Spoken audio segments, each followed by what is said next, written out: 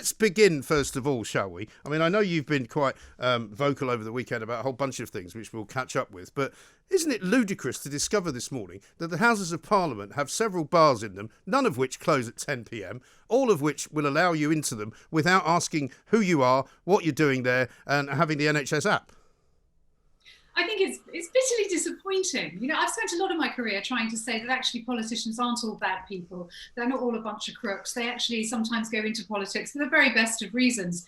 And then something like this comes out, on top, of course, of the news that we had last week when they decided that every taxi driver in the country and their passengers have all got to wear masks. But chauffeur-driven cars will be exempt. So, of course, ministers will still be allowed to go around Westminster to wherever they want to go with their chauffeurs without having to wear a mask. So this kind of thing is really, they're shooting themselves in the foot, really. And it's also, of course, a nonsense, because is there any evidence whatsoever? Well, not first of all, just that a 10 p.m. curfew will help stop the spread of coronavirus. I don't really think there's any evidence for that.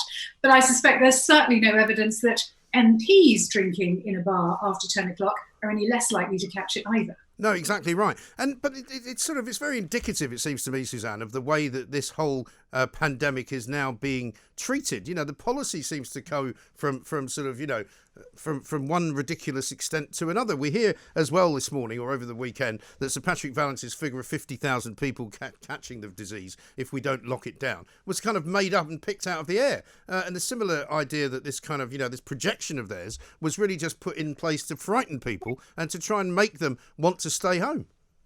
It's terrible, isn't it? The politics of fear. I mean, why would you want to continue? The trouble is the government did a very, very good job at the start of this lockdown, at the start of this pandemic, scaring people witless. I was scared. I admit, I've got elderly parents. I'm getting on myself a bit now. I've got various underlying health conditions. It was absolutely terrifying at first. And I'll admit, perhaps with some reticence now, that I went into lockdown quite willingly at the beginning, thinking that I was doing my bit to help save lives and protect the NHS and all the rest of it.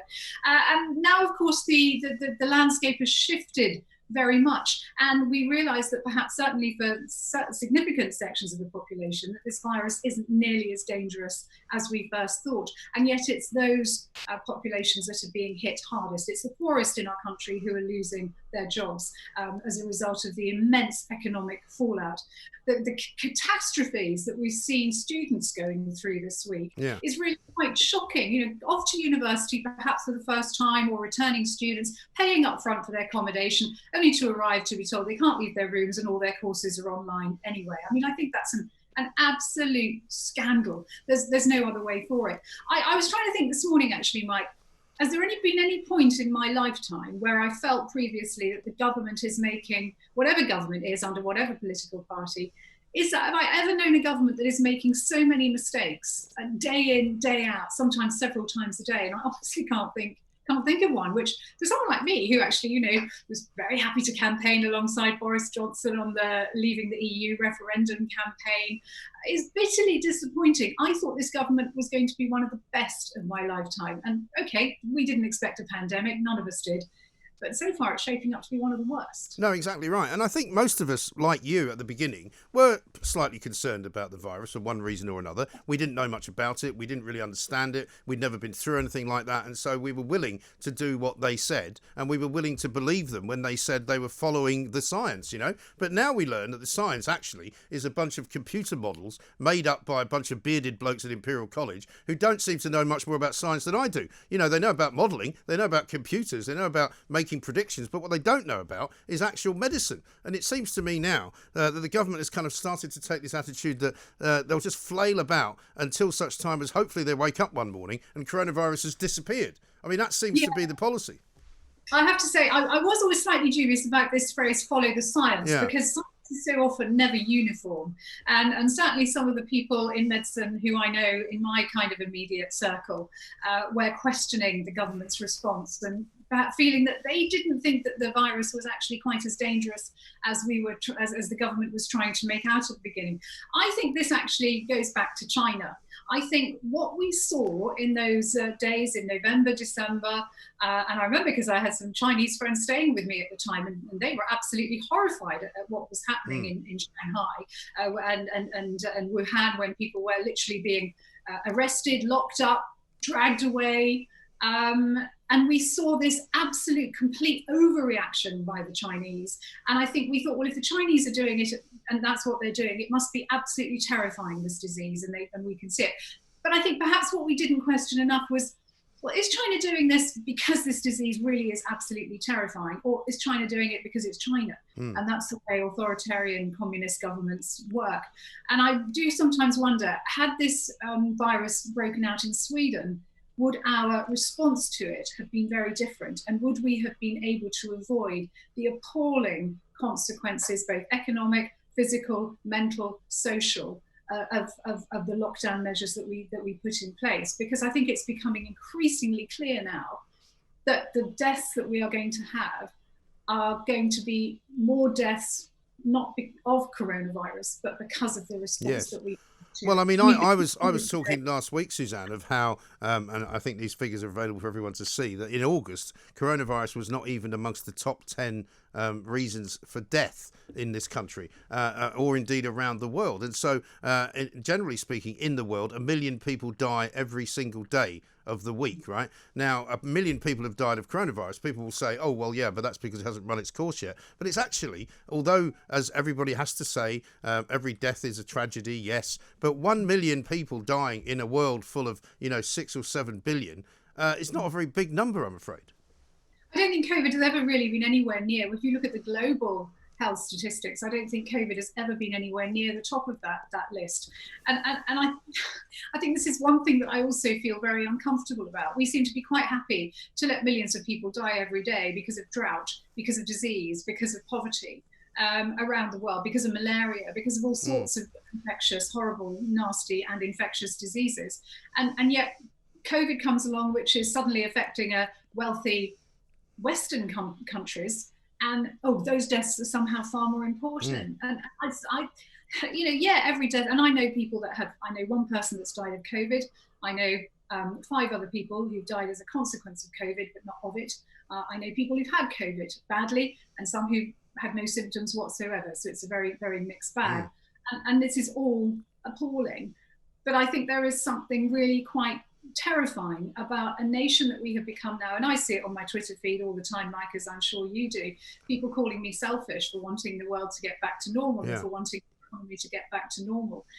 Well, no, I don't think it's people like me who are saying we need a rethink on this. Lockdown hasn't worked to start with. There's no evidence it's working. Mask wearing hasn't working. It was when we all started to put masks on that the rate of infection went up. We need another look at this again, a sensible, cold-headed look, which puts into the past all the decisions that have been made previously. I think part of the problem here is that government has caused such damage that it can't possibly admit it's wrong, and it's got to keep doing the same thing over and over again. And as we know, that is a definition of madness. Indeed. It's time for a fresh look at this and a fresh approach. Yes, and as we saw at the weekend, once again, people are getting angry. People are getting very concerned about the lockdown measures. There's a growing number of people now who wish to turn out and demonstrate against it. And I know you were horrified, as many people were, at some of the actions of the police at the Trafalgar Square demo, where all people who were there at the beginning said that it was a very peaceful, organised demonstration. People were speaking, people were listening, people were chatting to one another.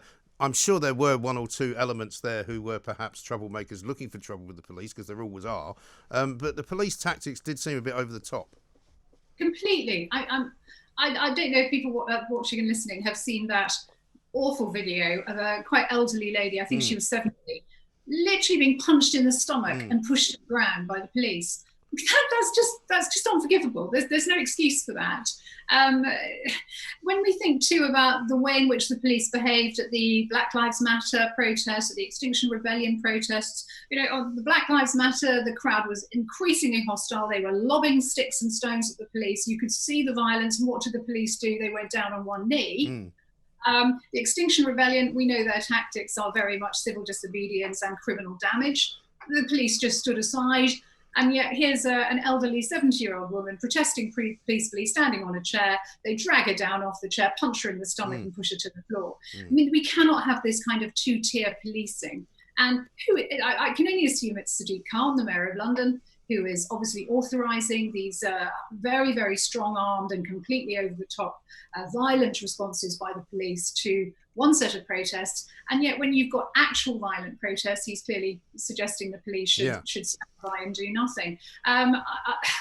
I don't quite know how you hold that kind of policy making to account, in all honesty, and I hope the London AMs will do so, whatever party they're from, because anyone watching that video can surely not condone what happened. No, I mean, there's lots of different versions of the video, but in any event, she's certainly pushed to the ground, and certainly that is not the way that she needed to be dealt with.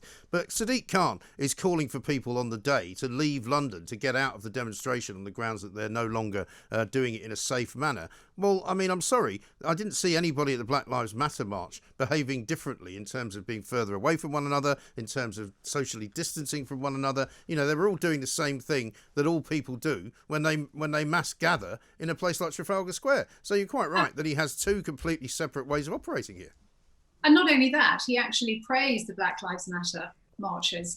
He tweeted favourably about them, and of course he's supported Extinction Rebellion in the past as well. Yeah, I know. Shocking, absolutely terrible state of affairs. But when you look at the front page of the Times today, emergency lockdown plan to ban socialising, I mean, I'm wondering what on earth has happened to this country. I wake up sometimes on a Monday morning and I just think, surely this is actually a dream. Surely this is not really happening. Am I really? I mean, speaking to people over the course of the weekend, people being refused entry to bars and restaurants unless they download this app. The app doesn't even work very well because we already know that it doesn't register, either negative tests or positive tests from certain places, which are English hospitals, effectively. And you're basically being encouraged not to go out, aren't you? Yeah, I mean, I think perhaps one of the things that's been brought home to me very clearly throughout this whole sorry episode is just how important socialisation is to being a human being and to actually having a life at all. I'm not a lonely person. I live alone, but I've never been lonely. I'm extremely optimistic actually most of the time, but I have found these last few months incredibly tough. I spent the first 3 weeks of lockdown, I don't mind telling you, kind of bursting into tears for no apparent reason, on and off. My mental health has at times been on the floor. And I have never felt as low, I don't think, as I have felt in those first few weeks of lockdown. I'm much cheerier and I feel much better now because I'm able to get out and socialise and meet friends and family again.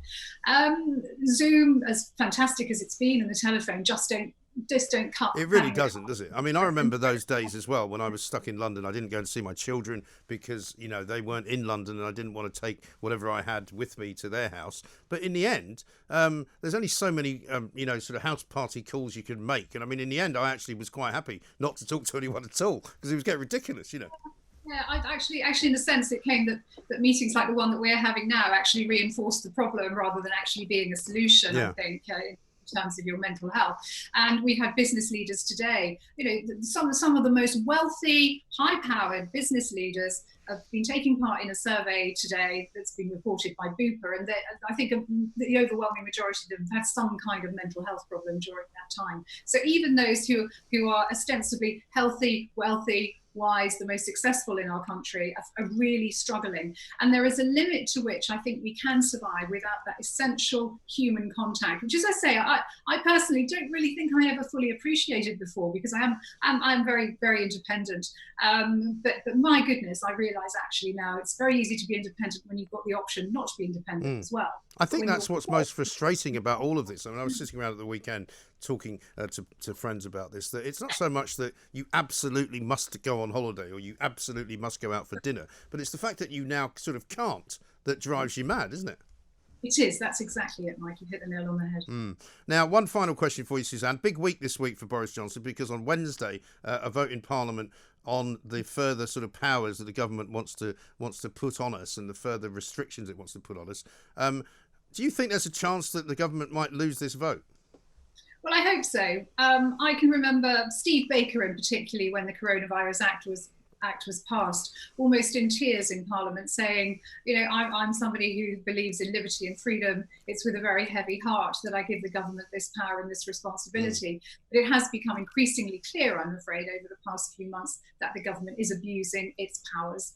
And so I do hope that this amendment does get through. At the very least, we need to have parliamentary scrutiny on what the government is doing, because it seems to me, with all due respect to our ministers who I'm sure are doing what they think is the best job they can under incredibly difficult circumstances. I think there is such a thing as being too close to something. And as I said earlier, being trapped by the mistakes that you have made in the past and therefore feeling unwilling to be able to change path and change tack. We need that parliamentary scrutiny back. My concern is that we've had no opposition during this period. I think Labour could clean up now, to be honest, if it started saying it's gone too far, civil liberties are under threat. And what does the Labour Party stand for if not civil liberties, for goodness sake? But unfortunately, our opposition has been even weaker and more pathetic, frankly, than some of the ways in which our government has behaved. So they're not actually being an opposition. They just seem to be going along with everything the Conservatives want to do, but doubling down on it and saying it should be even more ferocious. So that's my concern. But I think it's absolutely time for MPs to start asking questions again. And I'd like to pay tribute to all those that have questioned their own governments, their own parties' policies, because that can't have been easy for them. Indeed.